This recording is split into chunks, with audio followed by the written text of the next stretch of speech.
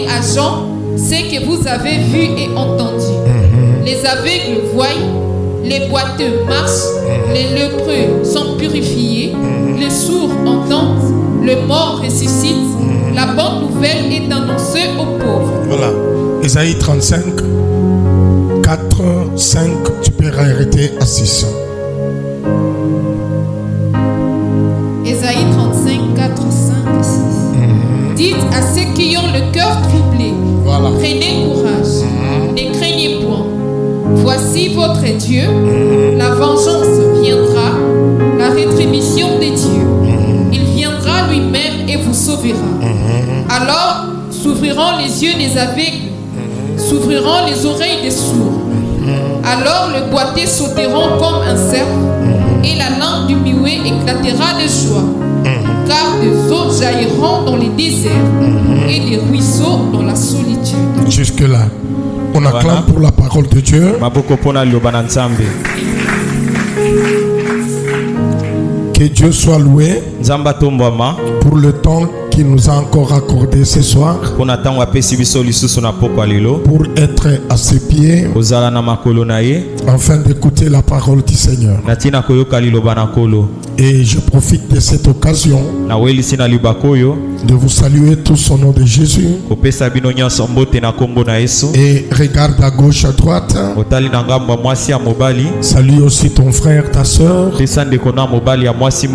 avec joie pour la gloire de Dieu. Il est question de moi. C'est ça le thème de notre séminaire que nous avions commencé depuis le mardi. Et aujourd'hui, c'est le 4e jour. Et nous bénissons Dieu pour cela. Nous voyons vraiment la semaine va très vite. Mais nous rendons gloire à Dieu pour ce que nous avons reçu jusque-là. Il est question de moi. Dans le rouleau du livre, il est question de moi. Autrement dit, dans les Écritures, il est question de moi. Dans la Bible, il est question de moi. Ce que tu dois retenir dans ce séminaire, ce qui est comme un point clé, retiens que dans la Bible, il est question de Jésus. Ça, retiens-le fermement. Ne lâche pas ça. Que dans la Bible, il n'est pas question d'un prophète quelconque, ni un roi, ni un prophète. Mais dans la Bible, il est question de Jésus. C'est lui le personnage central. C'est lui de Genèse à l'Apocalypse. C'est lui. Dans l'Ancien Testament, il pouvait se cacher parce que la Bible dit le mystère caché de tout le temps, révélé à ce temps. C'est-à-dire dans l'Ancien Testament, c'était un mystère. Quand on dit un mystère, c'est ce qui est caché. Donc dans l'Ancien Testament, il s'est caché. Ça peut être dans une chose comme les rochers, comme de l'eau, mais ces choses-là étaient des signes qui préfiguraient l'arrivée de Jésus sur la terre. Alors c'est pourquoi vous allez réaliser quelque chose. Dans la loi, on parlait de la venue du Messie. Et le prophète aussi prophétisait que le Messie doit venir. Et dans le psaume aussi, ça annonçait que le Messie doit venir. Et tout juif qui se respectait avait cette connaissance-là, ou cette attente-là, ou cette promesse-là que le Messie doit venir. Parce qu'il lisait les Écritures. Les Écritures leur disaient que le Messie doit venir. Ça, c'est très important. Et c'est pourquoi les Juifs qui ne sont pas révélés, jusqu'aujourd'hui, ils attendent. Pour eux, le Messie qui était venu, ce n'est pas le véritable. Ils continuent jusqu'aujourd'hui à attendre le Messie. Je dis bien les Juifs qui ne sont pas révélés. Les Juifs qui n'ont pas la révélation du mystère. Où on dit le mystère caché de tout le temps et dans tous les âges. Et révélé maintenant à ses saints. Mais eux sont en train d'attendre celui qui est déjà venu. Alors tout enfant d'Israël connaissait cela. Comme nous aujourd'hui, nous croyons que Jésus était venu. Il a accompli sa mission sur la terre. Lui-même sur la croix, il dit tout est accompli. Dans Jean 19:30, il dit tout est accompli. Et puis il dit encore, Père, j'ai achevé l'œuvre que tu m'as donné à faire. Et puis par après il dit que votre cœur ne se trouble point. Jean 14:1. Croyez en Dieu et croyez en moi. Verset 2. Dans la maison de mon Père il y a plusieurs demeures. Et je m'en vais vous préparer une place. Et lorsque je vais terminer la place, je reviendrai. Il a promis qu'il reviendra. Et je vous prendrai, afin que là où je suis, vous y soyez aussi. Donc Israël l'attend dans leur manière. Parce qu'ils sont ignorants. Quelqu'un qui est déjà venu, mais eux l'attendent. Mais pour nous, nous croyons qu'il était venu. Il est mort, il a versé le sang, il nous a sauvés.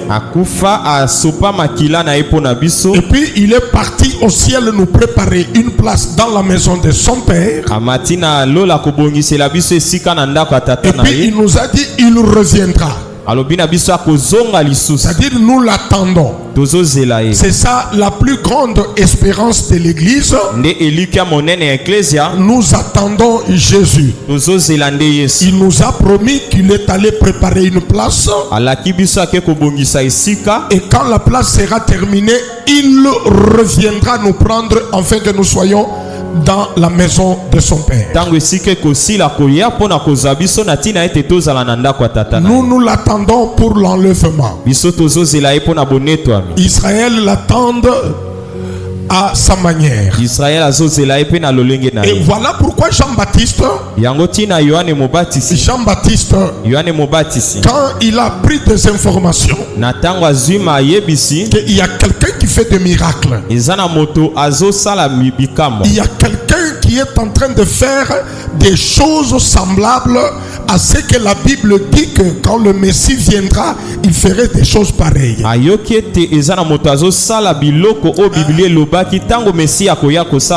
Jean-Baptiste en tant que prophète, il a compris qu'il y a quelque chose qui est déjà là. Alors il a envoyé ses disciples pour aller demander à Jésus. Il lui dit, es-tu celui qui devrait venir ou devons-nous attendre quelqu'un d'autre? Parce que Jean-Baptiste savait que le Messie devrait venir. Et tout le monde l'attendait. Alors c'est pourquoi maintenant Ésaïe 35, il est en train de dire il viendra lui-même. C'est-à-dire Dieu viendra lui-même. Ésaïe en tant que prophète messianique messianique, son livre aussi parle du Messie. Il dit il viendra lui-même. Et quand il viendra lui-même, il vous sauvera. Vous allez voir quelques signes. Alors Jésus maintenant, en tant que juif, il connaissait aussi le prophétie. Et il connaissait que c'est lui qui a posé la question au travers les disciples, c'est aussi un prophète. Alors quand Jésus écoute cette question-là, il dit allez dire à Jean-Baptiste que ici les boiteux marchent, les aveugles voient et la bonne nouvelle est prêchée. Et lorsque Jean a compris cela, il a réalisé que le Messie est déjà là. Bien que en tant qu'un homme quelque part il avait oublié, parce que c'est lui Jean Baptiste qui a présenté Jésus en disant voici l'agneau de Dieu qui ôte le péché du monde. Jean 1:29. Et c'est lui-même qui était envoyé par Dieu pour préparer le chemin de celui qui devrait venir. Et celui qui devrait venir était déjà là. Et voilà pourquoi notre verset de base dit, c'est-à-dire dans le rouleau du livre il est question de moi. Il dit voici je viens pour faire ô Dieu ta volonté. C'est-à-dire il dit que je suis venu, voici je viens pour faire ta volonté. Donc il parle de sa venue, il parle qu'il est venu, il a quitté le ciel, il est venu pour faire la volonté de Dieu sur la terre. Amen. Amen. Amen. Amen. Il est venu pour accomplir sa volonté sur la terre. Es-tu celui qui devrait venir ou nous devons attendre quelqu'un d'autre? Jésus maintenant présente les signes. Au travers les signes, Jean-Baptiste en tant que prophète a compris que le Messie est déjà là. C'est-à-dire c'est lui dont il est question dans les Écritures, il est déjà là. Il est déjà là. Et ça c'est très important. Est-ce qu'on doit continuer à attendre ou bien c'est toi? Parce qu'ils attendaient. Il est question de moi dans le rouleau du livre. Amen. Amen. Suivez-moi très bien ce soir. Je vais parler dans quelques minutes. Et les autres minutes, nous allons prier. Je vais demander vraiment votre attention. Car nous sommes en train de dire des choses importantes pour notre foi. C'est pourquoi quand vous me suivez très bien, je suis dans un devoir de prendre quelque chose dans l'Ancien Testament et l'amener dans le Nouveau Testament et vous faire voir que c'est Christ. Dans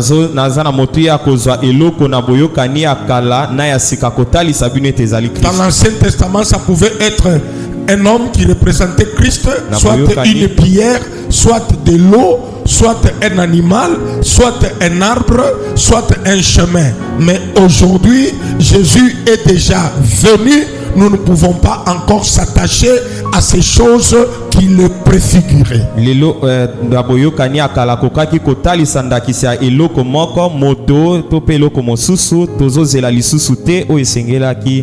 Parce que Jésus est déjà venu, on ne peut pas encore regarder à ces choses-là.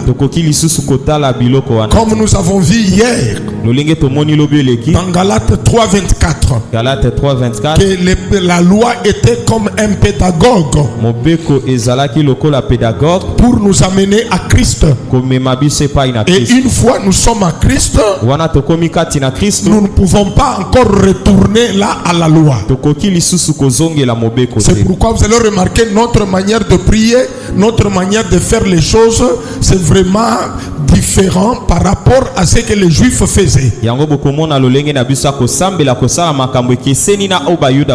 Parce que les choses ont changé. Parce qu'il est dit, si la loi change, il est nécessaire aussi que le sacerdoce aussi change. On n'est pas dans le sacerdoce lévitique, mais nous sommes dans le sacerdoce royal où Jésus est le souverain sacrificateur. Et ça, c'est très important. Retenez cela fermement. Et le Seigneur va nous aider. Est-ce qu'on peut acclamer le Seigneur? Est-ce qu'on peut acclamer le Seigneur? Amen. Amen. Amen. Amen. Lisez-nous Exode, nombre 17. Nombre 17. Verset 5 à 8. Nombre 17, 5 à 8. L'Éternel dit à Moïse, passe devant le peuple et prends avec toi des anciens d'Israël. Prends aussi dans ta main ta verge avec laquelle tu as frappé le fleuve et marche. Voici, je me tiendrai devant toi sur le rocher d'Horeb. Tu frapperas le rocher et il en sortira de l'eau et le peuple boira.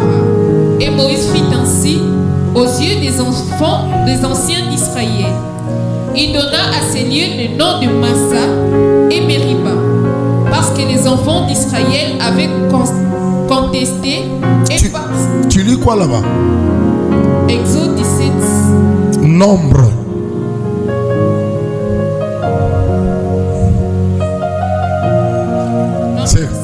Tu es dépassé par les événements ou quoi? Nombre 17.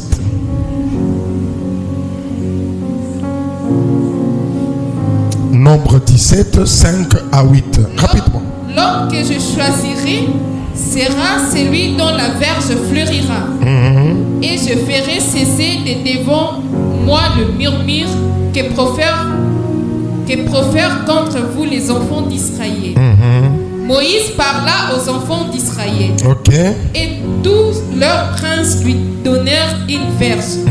Chaque prince une verge selon les maisons de leur père.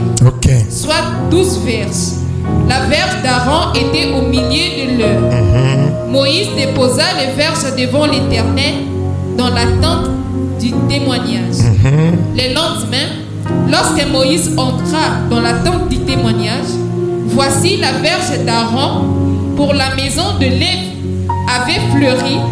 Elle avait poussé des boutons, produit des fleurs et mûri des amandes. Voilà, jusque là. Matthieu 28, 6. Matthieu 28, 6. Il n'est point ici, il est ressuscité, comme il avait dit.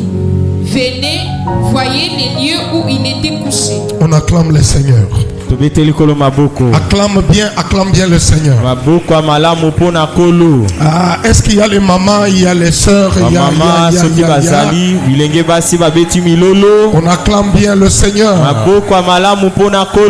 Une soirée merveilleuse au pied du Seigneur pour écouter sa parole. Écoute-moi très bien. J'aimerais ajouter 2 ou 3 choses très importantes. Mais je suis en train de l'idée vers Ancien Testament et Nouveau Testament. Ça ouvre l'intelligence pour comprendre la Bible. Pour te faire voir là où il faut regarder. Et non là-bas. En Israël, tout le monde le sait très bien qu'il y avait il y a des gens qu'on appelait 12 fils de Jacob. Sans compter la fille de Jacob qu'on appelle Dina. Alors on a compté seulement le garçon. Ils étaient au nombre de 12. Ils étaient au nombre de 12. Alors plus tard, chaque enfant d'Israël s'est multiplié multiplié jusqu'à devenir aussi une tribu. Et c'est pourquoi maintenant on dit les 12 tribus des enfants d'Israël. 12 tribus des enfants d'Israël. Et chaque fils d'Israël était maintenant comme un, comment dirais-je, comme un père de sa tribu, comme un patriarche de sa tribu. Et après la mort de fils, maintenant le plus âgé dans la tribu, c'est lui qui était maintenant le chef de la tribu. Comme aujourd'hui nous avons des chefs coutumiers par exemple. C'est un chef sur une tribu ou chef sur un clan. Alors dans chaque tribu d'Israël, il y avait celui qu'on appelait prince, c'est-à-dire le plus âgé de la tribu, et il était chef de tribu.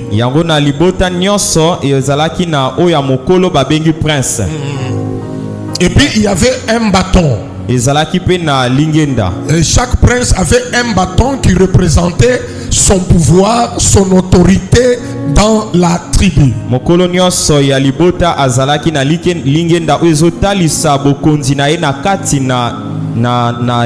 Et quand on le regarde avec le bâton, on comprend que c'est celui-là le chef. Et comme Moïse et Aaron étaient de la tribu de Lévi,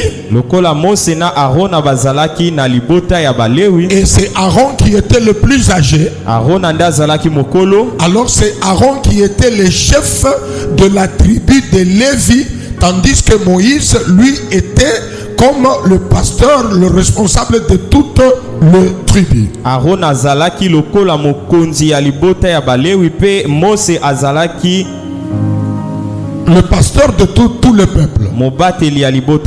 Bien qu'il était pasteur de tout le peuple,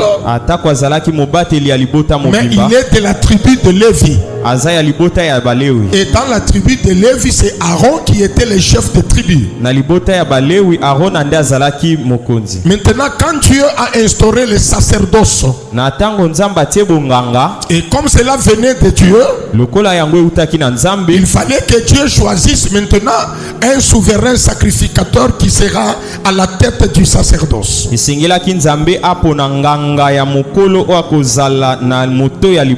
Alors Dieu maintenant avait porté son choix sur Aaron. Cela a suscité des murmures. Des gens commençaient à murmurer. Comment celui qui est le chef de tout un peuple, c'est son petit frère. Et comment il est encore chef de tribu de Lévi, son grand frère. Et puis arrivé au sacerdoce encore, le même grand frère devient encore responsable là-bas. Et ça créait des murmures parmi le peuple et surtout parmi le prince. Et Dieu a écouté les murmures. J'ouvre une parenthèse pour dire quelque chose à l'église, je vais la fermer vite. Le murmure, c'est quelque chose de très dangereux. Dans une église, lorsque le murmure commence, la gloire peut se retirer dans une église où il y a trop de murmures. Et à chaque fois quand il y a des murmures dans la Bible, vous allez toujours voir que Dieu intervenait parce que ça ne l'arrangeait pas. Je ferme cette parenthèse là. Maintenant Dieu, il a entendu le murmure. Même si ça se faisait dans des chuchotements, mais lui a entendu. Il dit maintenant à Moïse, suivez-moi très bien, je vous amène quelque part. Il dit maintenant à Moïse, écoute bien Moïse, tu vas appeler tous les 12 princes et chacun va te donner son bâton ou sa verge. Et toutes ces verges-là, tu vas aller le mettre dans la tente d'assignation. C'est-à-dire la tente de Dieu, où Dieu s'est manifesté, qui était la demeure de Dieu. Tu vas mettre les tentes là-bas. Maintenant tu vas venir le retirer le lendemain. Le lendemain c'est déjà le 3e jour. Aujourd'hui, demain et puis le lendemain. Mais Moïse retient une chose. L'homme que je choisirai pour le sacerdoce, tu vas remarquer sa verge fleurira. Sa verge va fleurir. Ça sera un signe que c'est moi qui l'ai choisi. Ça sera un signe que c'est lui. Alors tu l'établiras le souverain sacrificateur comme chef sur le sacerdoce. Moïse prend le bâton, il va le mettre dans la tente d'assignation. Il le met, il attend le 3e jour. Lorsqu'il arrive le 3e jour, il est entré dans la tente d'assignation. Il a trouvé que le 12 verges était là, mais le 11 était comme elles étaient entrées. Comme elles étaient entrées. Mais Moïse a regardé sur le bâton d'Aaron. Un petit détail, chaque prince écrivait son nom sur son bâton. Mais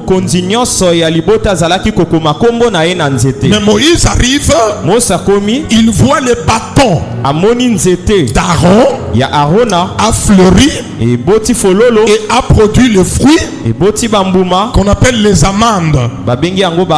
Et Moïse a regardé le fleur et le fruit. Il a compris que cet homme ici, c'est lui à qui appartient le bâton. C'est celui-là que Dieu a choisi. Alors il appelle les 12 pour qu'ils viennent récupérer chacun son bâton. Chacun a récupéré son bâton comme il l'avait donné. Mais le bâton d'Aaron avait de fleurs et aussi de fruits. Et je vous informe que au départ c'était un bois mort. C'était un bois mort. C'est-à-dire un bois qui n'était pas attaché à un tronc d'arbre. C'était un bois sec. Alors qui est entré et puis est sorti avec des fleurs et des fruits. Cela est très important pour nous. Avant que je fasse quelques commentaires là-bas, essayons de comprendre quelque chose. Et pourquoi souvent dans notre prière d'adoration de foi, nous adorons Jésus en disant la verge d'Aaron. Comment on dit il est la verge d'Aaron?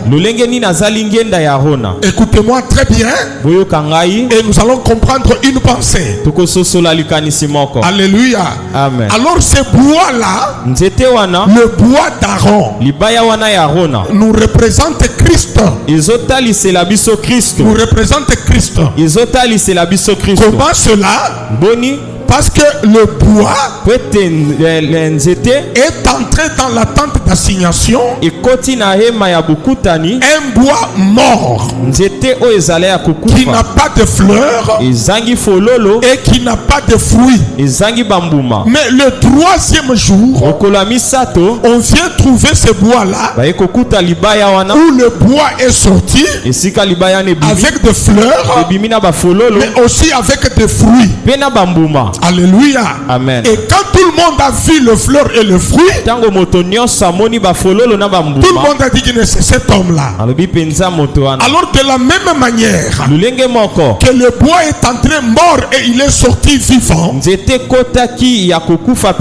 cela préfigurait aussi Christ. Et Jésus aussi était mort. Le premier jour on l'a enterré.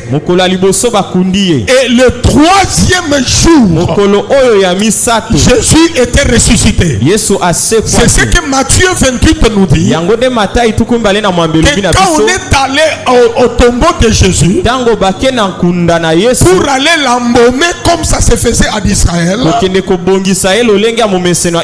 trouve que le tombeau était vide.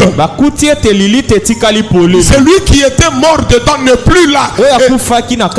Et l'ange leur a dit, il n'est point ici.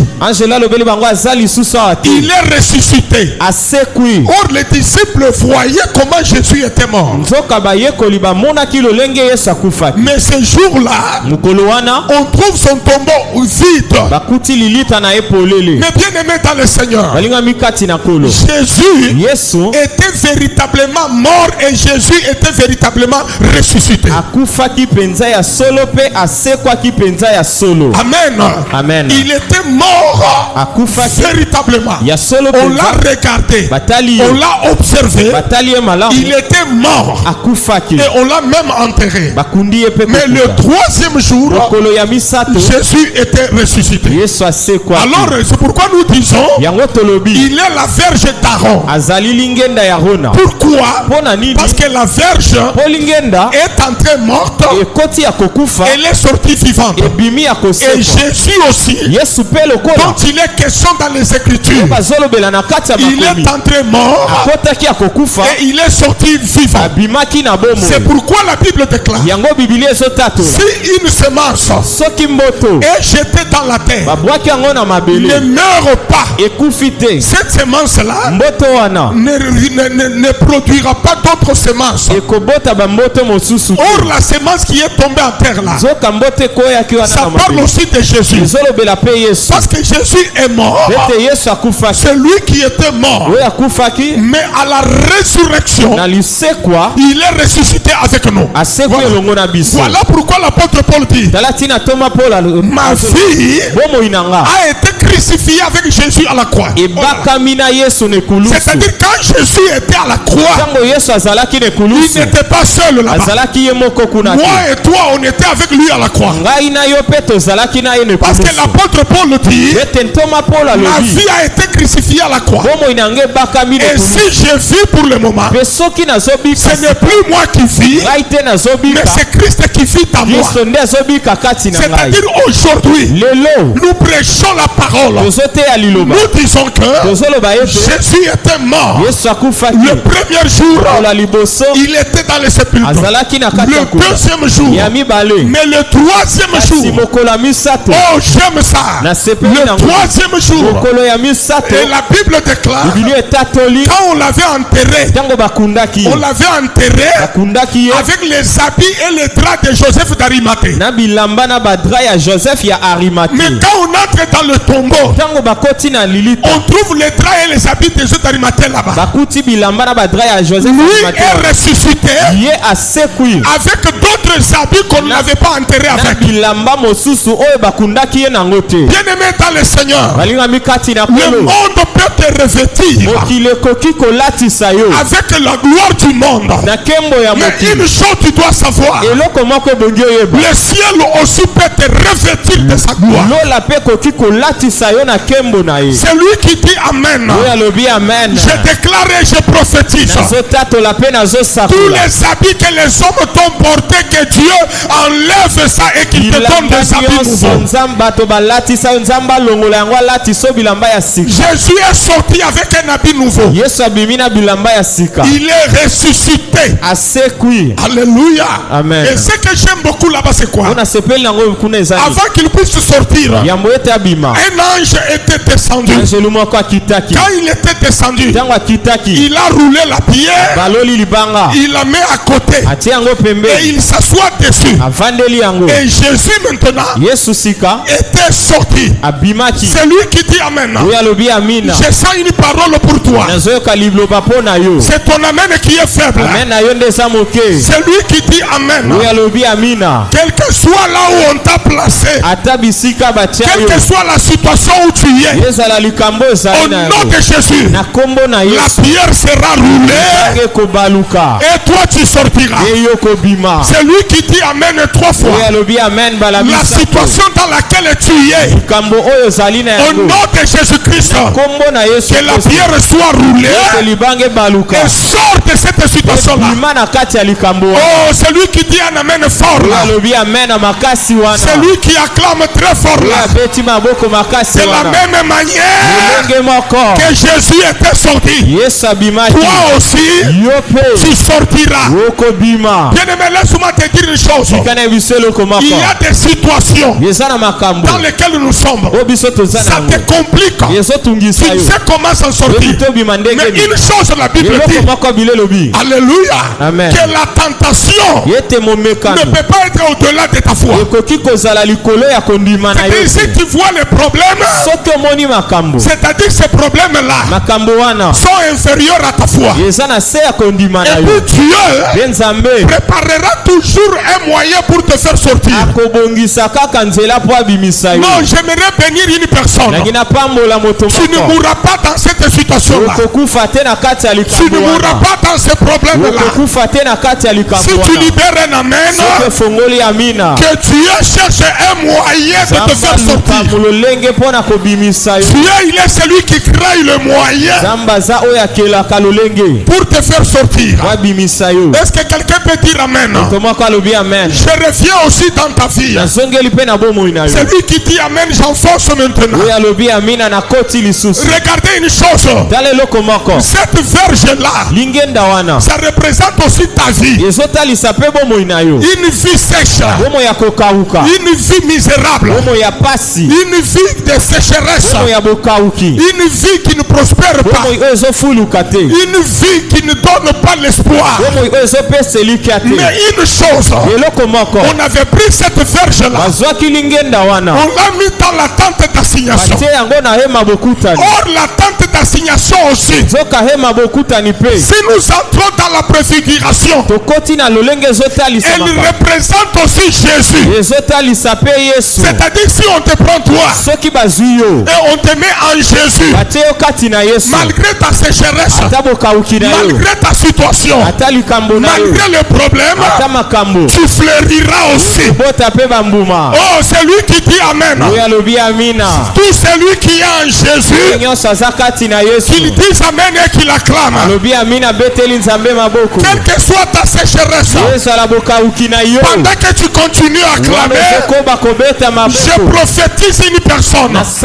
Je ne connais pas ton nom, je ne te vois pas là où tu es, mais je prophétise. Si c'est pour toi, prends cela. Je dis au nom de Jésus, tel que tu es là, les jours à venir, on verra le fleur sur toi. Or le fleur, c'est la gloire, et le fruit, c'est le résultat. C'est lui qui dit Amen. Prends cette parole. Prends cette parole.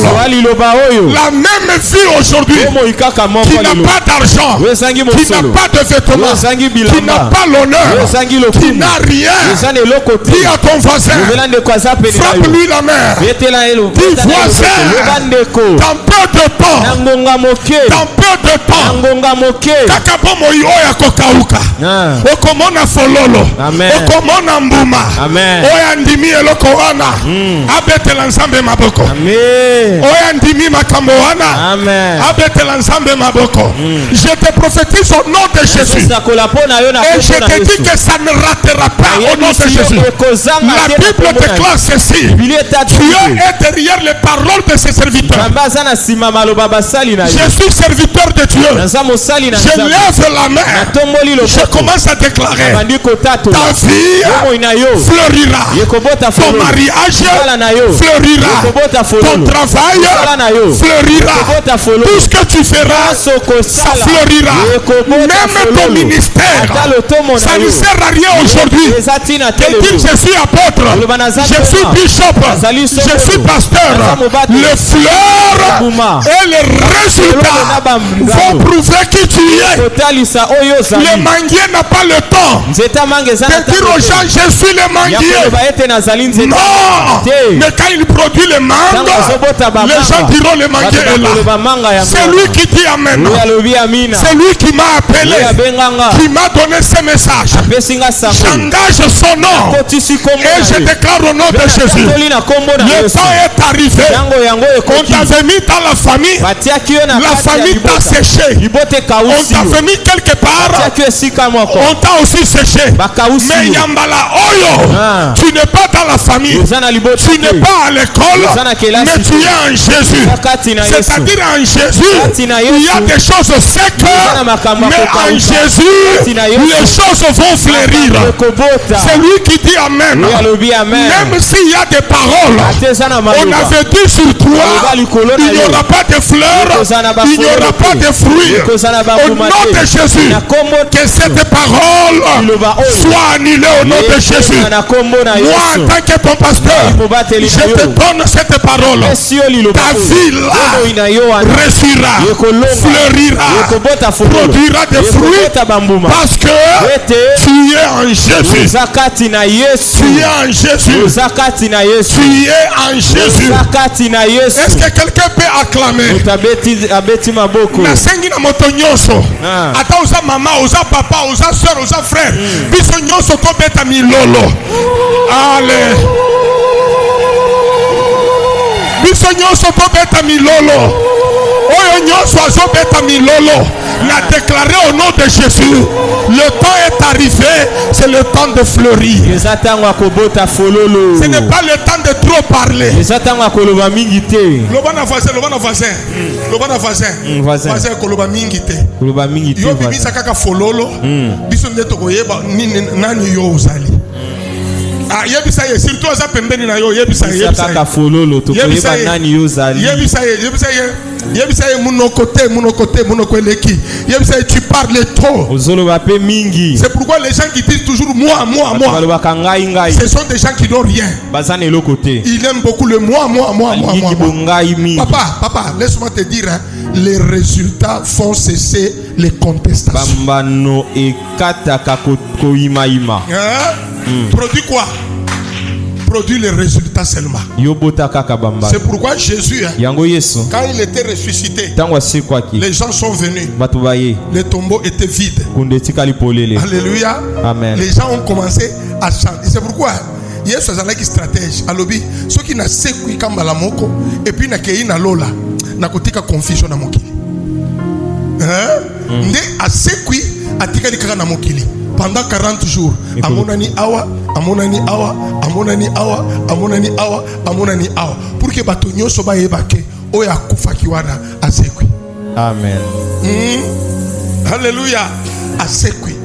Et avant de partir, il appelle ses disciples. Il dit, vous êtes mes témoins. Et vous serez mes témoins. Mais voici. Et puis quand il est apparu au milieu d'eux, il les a même montré. Regardez les traces.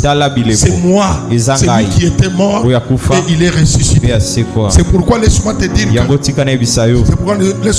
que Bisonyo sondenge toza awa. Toza ba résultat et la résurrection à Jésus. Amen. C'est pourquoi même la Bible dit, si Christ n'était pas ressuscité, notre foi serait comment? Vaine. Mais il est ressuscité. Il est ressuscité. Bien aimé, Je sens dans mon cœur que dans les jours à venir, je le sens dans mon cœur. Que dans les jours à venir, je le sens dans mon cœur. Que dans les jours à venir, toi qui écoutes ce message, toi qui écoutes ce message, au nom de celui qui m'a appelé, ta vie fleurira. C'est ton amen qui est faible. C'est ton amen qui est faible. Je sais que tu as des difficultés. Je sais que tu as des problèmes. Mais ce que je sais, au nom de Jésus-Christ, même celui qui m'écoutera sur Facebook, cette parole traverse les frontières. Dans les jours à venir, la même vie que tu as, une vie négligée, une vie sabotée, un téléphone qu'on n'appelle pas, parce qu'il n'y a pas de fleurs et il n'y a pas de résultats. Dans les jours à venir, j'engage le ciel, j'engage le nom de Jésus et l'onction qui est sur moi. Dans les jours à venir, tu fleuriras toi, tu produiras des fruits, tu produiras des fruits. Et c'est lui qui dit Amen, que cette parole commence à travailler, que cette parole commence à travailler. Dieu bénit cet enfant dans le nom de Jésus. Alléluia. Amen. Alléluia. Amen. Il est question de moi. Il est question de moi. Jésus, c'est la Vierge qui était morte, mais cette Vierge était ressuscitée. Écoutez, pendant que je parle là, je suis en train de voir une vision. Je vois un chemin avec des barrières, mais je vois, on enlève vite les barrières. Dieu est en train de me dire que dit à mon peuple, ce soir, j'ai enlevé les barrières sur la route. C'est lui qui dit Amen. C'est lui qui dit un Amen fort.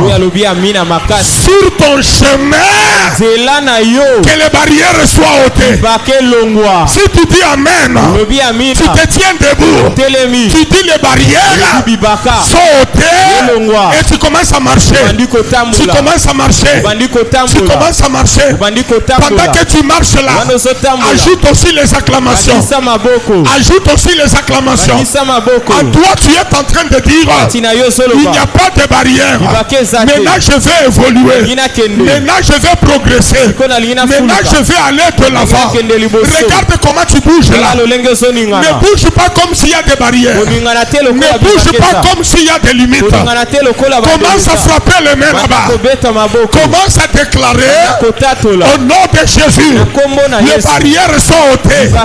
Les limites sont ôtées.